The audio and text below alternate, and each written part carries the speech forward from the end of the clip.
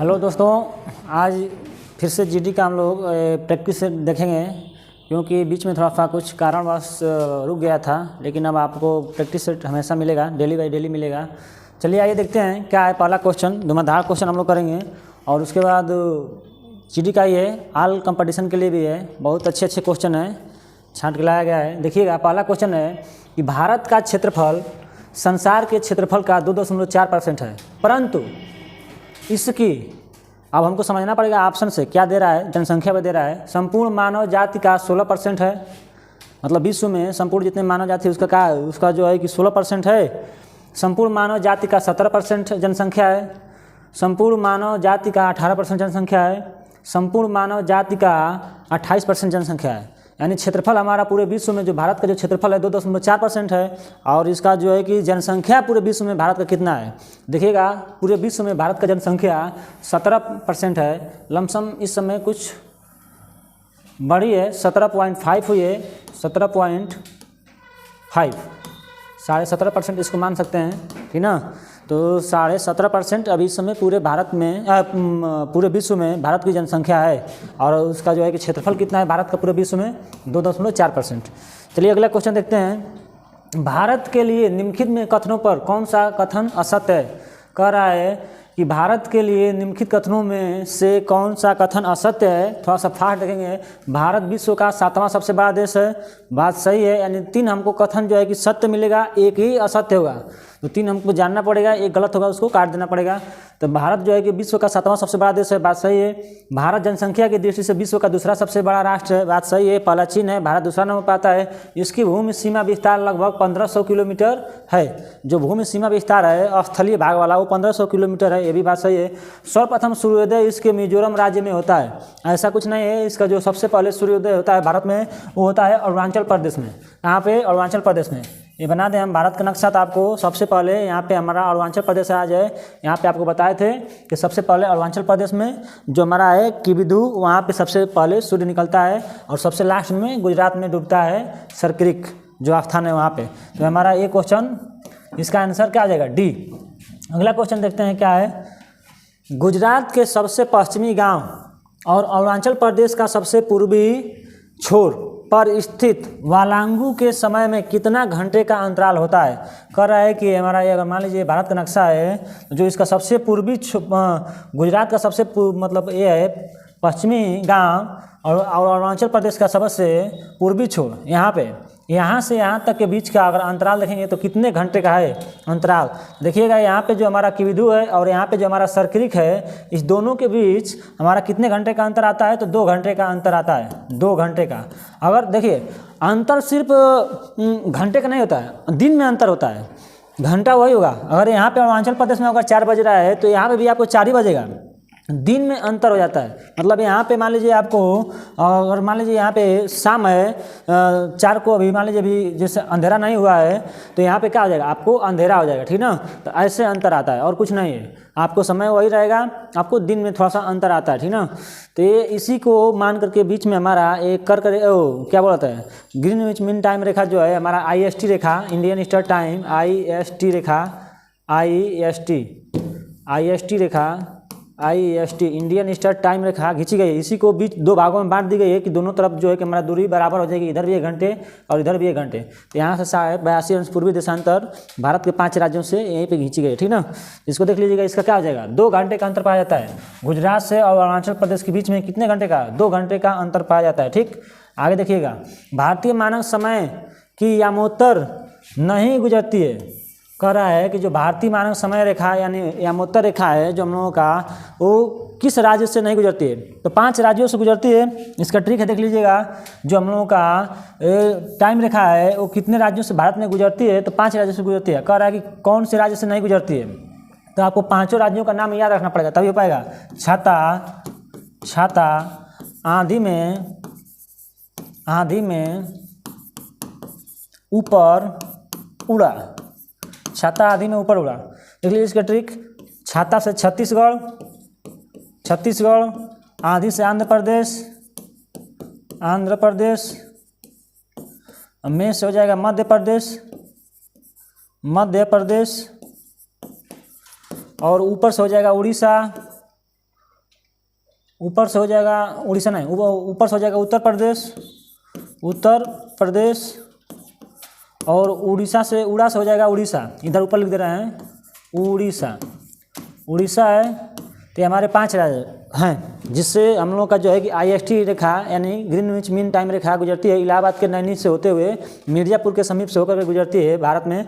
तो छत्तीसगढ़, आंध्र प्रदेश, मध्य प्रदेश, उत्तर प्रदेश, उड़ा से उड़ीसा, 5 तो प्रदेश हैं। एक आंध्र प्रदेश है, मध्य प्रदेश है, उत्तर प्रदेश, 5 प्रदेश हैं ऐसे, और 2 है हमारे ऐसे राज्य हैं, ठीक ना। तो 5 राज्य हो जाएगा ये।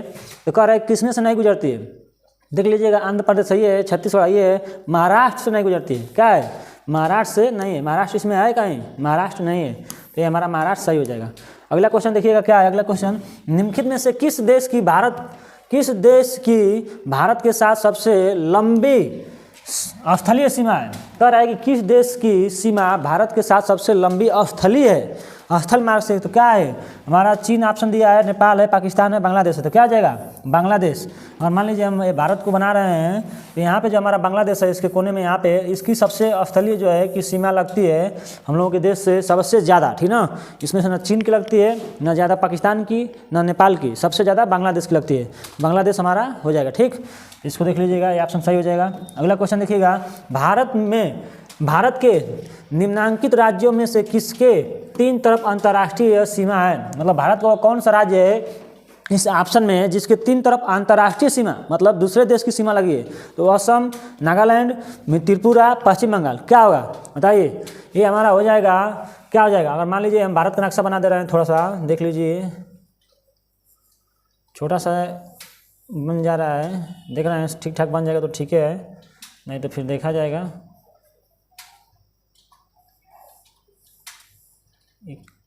गड़बड़ हो गया, गड़बड़ हो गया।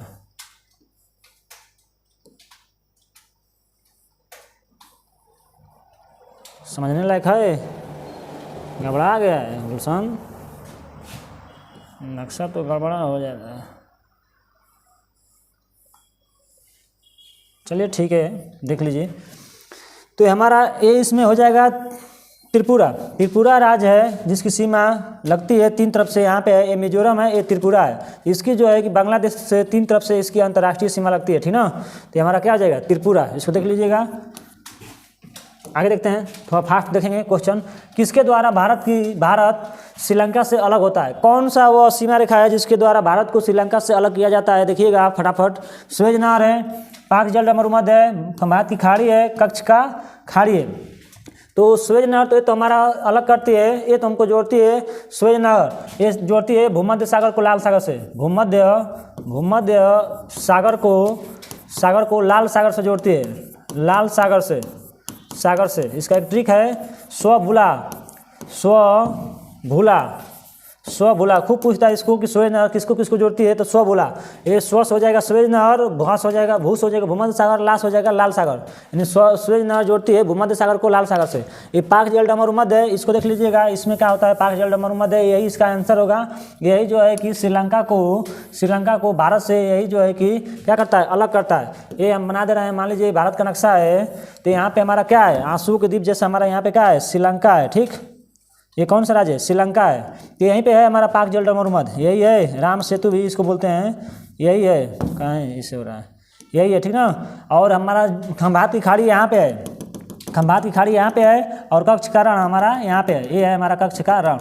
ये जो भी हैं आपको यहाँ पे दर्शा दिए हैं। अगला क्वेश्चन देखिएगा, भारत के किस प्रदेश की सीमाएं 3 देशों से क्रमशः नेपाल, भूटान एवं चीन से मिलती हैं। कह रहा है कि भारत का वो कौन सा प्रदेश है जिसकी सीमा 3 तरफ से, यानी नेपाल से, भूटान से और किससे, चीन से मिलती है। अरुणाचल प्रदेश है, मेघालय है, पश्चिम बंगाल है, सिक्किम है। क्या होगा, कौन सा राज्य है भारत का जिसकी सीमा 3 तरफ से 3 देशों से लगती है। तो हमारा कौन सा हो जाएगा, अरे हमारा हो जाएगा, फिर लग रहा है कि नक्शा बनाना पड़ेगा क्या आपको, नक्शा बार बार बनाना पड़ जा रहा है। देखिए इसको हम बता दे रहे हैं थोड़ा सा,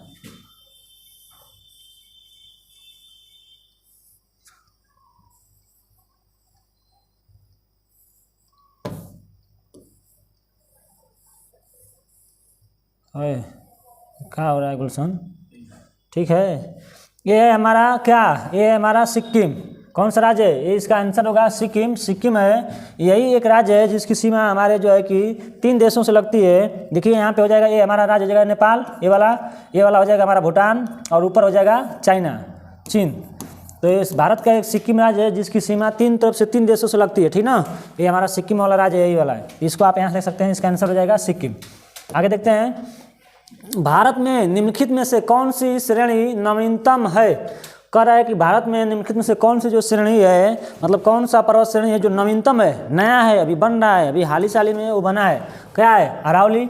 अरावली तो बहुत पुरानी है, विश्व की सबसे प्राचीनतम श्रेणी है अरावली, राजस्थान में पाई जाती है। विंध्याचल श्रेणी, हिमालय श्रेणी, पूर्वी घाट, नहीं, ये हमारा क्या हो जाएगा इसका आंसर? क्या हो जाएगा? हिमालय। हिमालय अभी एक नवीनतम बलित मूलधार पर्वत है, नवीनतम बलित मूलधार पर्वत है, ऐसे इसकी संरचना है, ठीक ना। तो हिमालय एक नवीनतम बलित मूलधार पर्वत है, ठीक ना। कई बार क्वेश्चन पूछा है कि हिमालय कैसा पर्वत है, जो नवीनतम पर्वत है। कैसा पर्वत है? तो बलित पर्वत है, हमेशा क्या आता है, अभी बन रहा है, एक अभी नया पर्वत है जिसका जो है कि मूलधार पर्वत है, ठीक ना। नया पर्वत, मूलधार पर्वत, कई इसका काम है, ठीक ना, कई तरह से इसको बोल सकते हैं। तो अरावली विश्व का सबसे प्राचीनतम है, अरावली विश्व का सबसे प्राचीनतम है, भारत के राजस्थान में पाई जाती है। विंध्याचल श्रेणी पाई जाती है हमारा मध्य प्रदेश वाले हिस्से में पाई जाती है। हिमालय हो जाएगा ऊपरी भारत, ऊपरी भारत ऐसे पाया जाता है जम्मू कश्मीर से अरुणाचल प्रदेश तक। और पूर्वी घाट तो हमारा यही है, पूर्वी घाट हमारा ये वाला हिस्सा है, पूर्वी घाट ये वाला हिस्सा है पूर्वी घाट, ये वाला हिस्सा हो जाएगा, ऊपर वाला हो जाएगा ये हिमालय हो जाएगा। और उसके बाद हमारा क्या है? विंध्याचल यहाँ पे पाया जाएगा एमपी में, और हो ही गया। अरावली हमारा यहाँ पे राजस्थान में, ये हमारा अरावली, ठीक। चलिए आगे देखते हैं, दक्षिण भारत में सबसे ऊंची चोटी है, दक्षिण भारत की सबसे ऊंची चोटी क्या है? कह रहा है कि दक्षिण भारत की जो हमारा, देखिए आज तो लग रहा है सब क्वेश्चन हमारा आ गए इस नक्शे बेस पे। दक्षिण भारत की, ये पतला बन गया, दक्षिण भारत की सबसे ऊंची चोटी क्या है? दक्षिण भारत की सबसे ऊंची चोटी है, बताइए। अन्नामुडी, डोडाबेटा, अमरकंटक, महेंद्रगिरी, क्या है? तो दक्षिण भारत को हम लोग प्रायद्वीपीय भारत भी बोलते हैं। यहाँ से यहाँ ये दक्षिण भारत है नीचे वाला, इसकी सबसे ऊंची चोटी क्या है? हमारा क्या है? अन्नामुडी।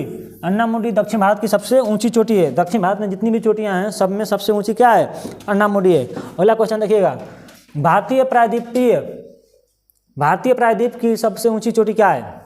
अभी बताएं कि दक्षिण भारत को प्रायद्वीपीय भारत भी बोलते हैं। ये दक्षिण भारत को हम लोग प्रायद्वीपीय भारत भी बोलते हैं, क्या? प्रायद्वीपीय भारत भी बोला जाता है।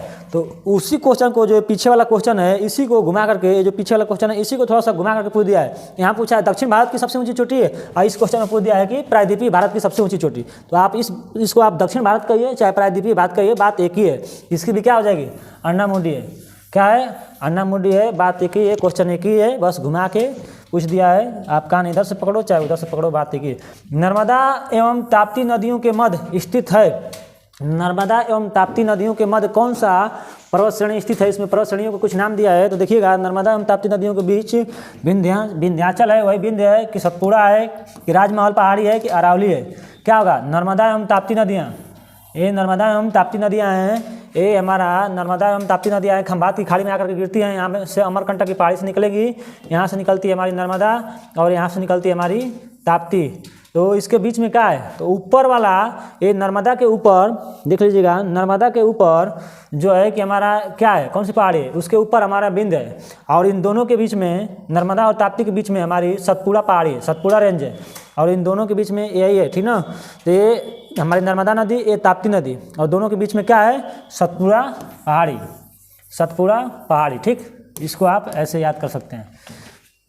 यहाँ खंभात की खाड़ी में दोनों नदियाँ गिरती हैं। आगे देखिएगा, डोडाबेटा चोटी स्थित है, डोडाबेटा किस पर्वत श्रेणी की सबसे ऊंची चोटी है, चाहे किस पर्वत श्रेणी में स्थित है डोडाबेटा? दौड़ जा बेटा, दौड़ के नील उठा ले, बेटा दौड़ के नील उठा ले। नीलगिरी पहाड़ी की सबसे ऊंची चोटी क्या है? डोडाबेटा। बहुत पूछता है, इसको आप याद रखिएगा, फटाफट देखेंगे। भारत की सर्वोत्तम पर्वत श्रेणी कौन सी है? भारत की सर्वोत्तम सबसे ऊंची कौन सी है? भारत की, क्या पूछा है? भारत की। अगर यहीं पे पूछा था कि भारत में तो क्वेश्चन बदल जाता, आंसर बदल जाता। भारत की सबसे ऊंची चोटी क्या हो जाएगा? तो भारत की सबसे ऊंची चोटी है हमारी K2 गार्डविन ऑस्टिन है। अब भारत में सबसे ऊंची चोटी तो क्या हो जाएगा? हमारा कंचनजंगा हो जाएगा।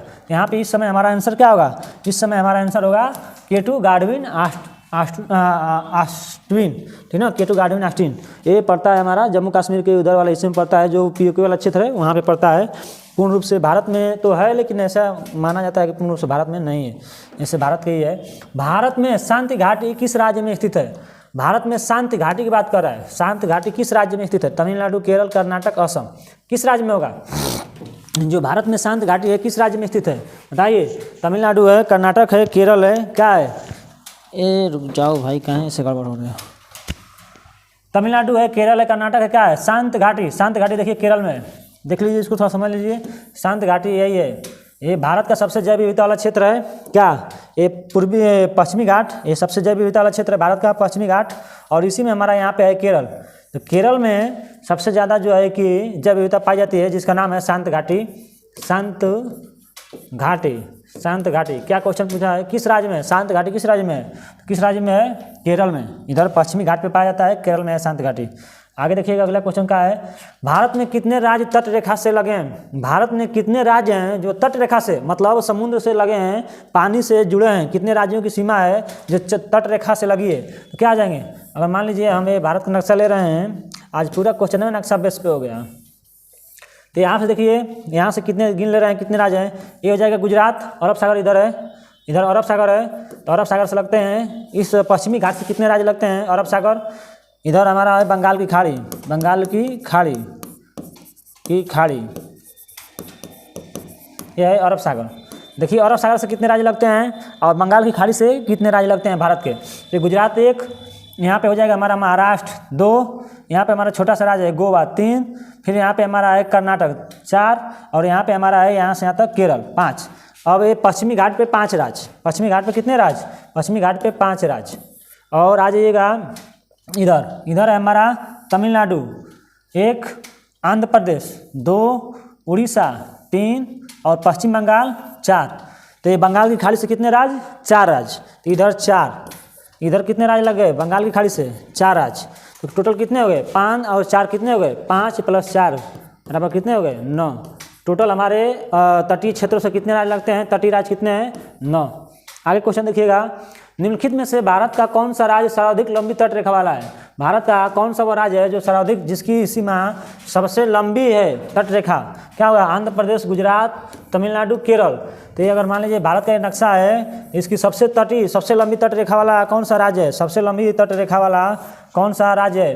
तो क्या हो जाएगा? ये हमारा गुजरात है। इसका यहाँ से समुद्र का सीमा लगा है। जब इसको हम ऐसे कान जैसा ऐसे ऐसे घुमा है, जब इसको हम सीधा करेंगे तो ये बहुत लम्हा हो जाएगा, बहुत लंबा हो जाएगा। तो सबसे ज़्यादा इसी की तट रेखा लगती है, किसकी?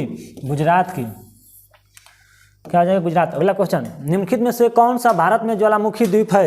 कौन सा भारत में ज्वालामुखी द्वीप है? ज्वालामुखी द्वीप, देखिए भारत में 2 ही ज्वालामुखी पाई जाती हैं, दोनों अंडमान निकोबार द्वीप समूह में है। कौन कौन है? तो एक है नारकोंडम,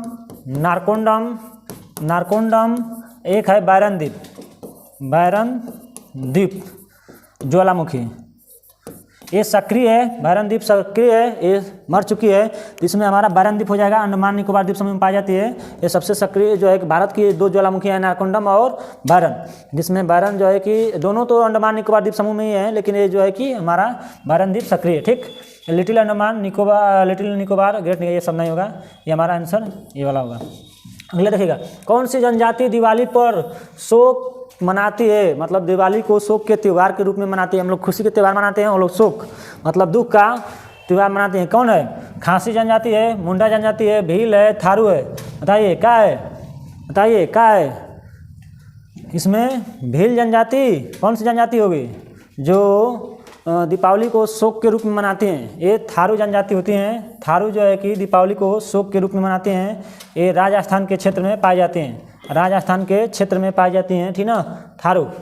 अगला क्वेश्चन देखिएगा, भील सुमेलित नहीं है, कौन सा इसमें सुमेलित नहीं है? कौन सी जनजाति कहाँ पाई जाती है, उसमें वही देखना है कि कौन सा इसमें सुमेलित है, कौन सा सुमेलित नहीं है। तो आपको देखिएगा, भील कहाँ गुजरात में पाई जाती है? भील जनजाति गुजरात में, हाँ भील जनजाति गुजरात में पाई जाती है। जौनासारी जनजाति उत्तराखंड में पाई जाती है, हाँ जौनासारी जनजाति उत्तराखंड में पाई जाती है। संथाल जनजाति उत्तराखंड छत्तीसगढ़ में पाई जाती है। खासी जनजाति, हाँ ये मेघालय में पाई जाती है। गारो खासी जयंतिया, गारो वहाँ पे पहाड़ियाँ हैं और वहाँ पे तीनों जनजातियाँ भी हैं, गारो, खासी और जयंतिया। जयंतियाँ, ये 3 पहाड़ियाँ हैं, वहाँ पे तीनों पहाड़ियों पर 3 नाम की जनजातियाँ जो है कि निवास करती है। ये हमारा संथाल नहीं पाई जाती है, ये हमारा पाई जाएगी कहाँ, ये हमारा पाई जाती है झारखंड में। ये कहाँ पाई जाएगी, ये पाई जाएगी झारखंड में। कहाँ पाई जाएगी, झारखंड। ये होता है झारखंड में। ये कहाँ पाई जाएगी, ये झारखंड में। ठीक, तो ये हमारा गलत हो जाएगा। यही ऑप्शन क्या है, यही ऑप्शन गलत है, यही सही हो जाएगा। ठीक, उसके बाद देखिएगा अगला क्वेश्चन, बांग्लादेश में गंगा नदी को पुकारा जाता है किस नाम से? बांग्लादेश में गंगा नदी को किस नाम से पुकारा जाता है? तो बांग्लादेश में गंगा नदी को मेघना नाम से, पद्मा नाम से, भागीरथी नाम से, महागंगा नाम से, किस नाम से पुकारा जाता है बांग्लादेश में गंगा नदी को? पद्मा, किस नाम से? पद्मा नाम से गंगा नदी को पुकारा जाता है बांग्लादेश में। मेघना दूसरी नदी है, वहाँ पे आकर के मिलती है, इसमें क्या बोलता है, पद्मा नदी में आकर मिल जाती है। गंगा में भागीरथी नहीं, भागीरथी हमारी एक गंगा नदी का ही नाम है, जो उत्तराखंड में इसको भागीरथी नाम से भी जानते हैं, और हमारा ये पश्चिम बंगाल में भी इसको भागीरथी के नाम से ही जाना जाता है। ठीक ना, तो गंगा नदी को बांग्लादेश में किस नाम से जानते हैं? तो मेघना। आगे देखिएगा, निम्नलिखित नगरों में से अलकनंदा नगरों में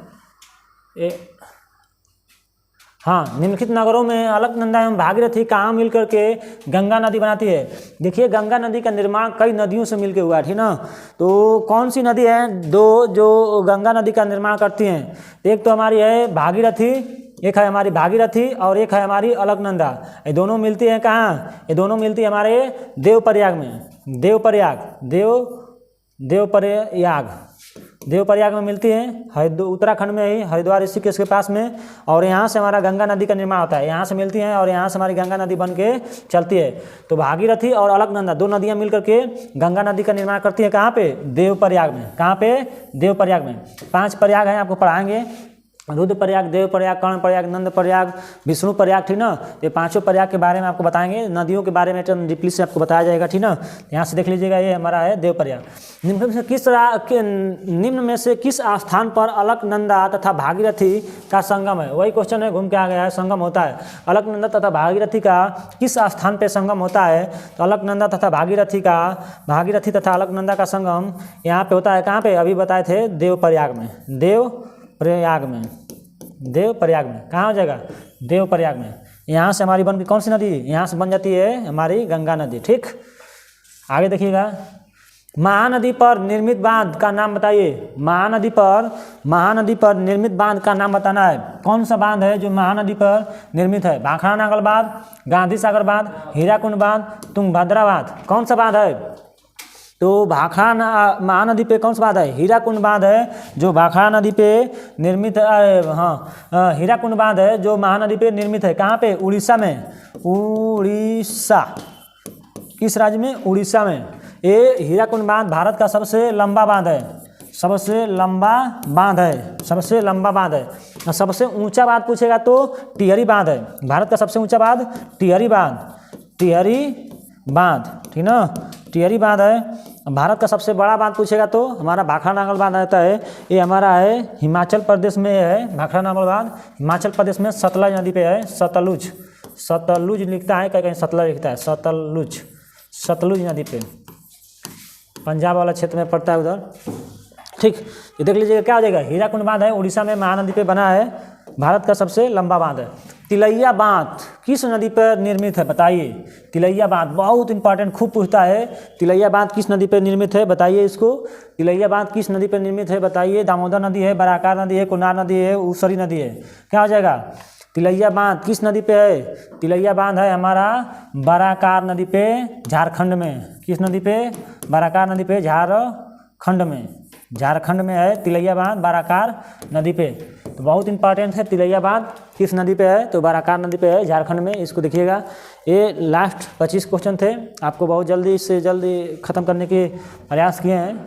देखिएगा, आपको रोज डेली बाय डेली 25 क्वेश्चन का PDF दिया जाएगा, बहुत फास्ट और दिया जाएगा, और इसमें और इसको अच्छे से दिया जाएगा और बढ़िया से बताया जाएगा हर ऑप्शन को।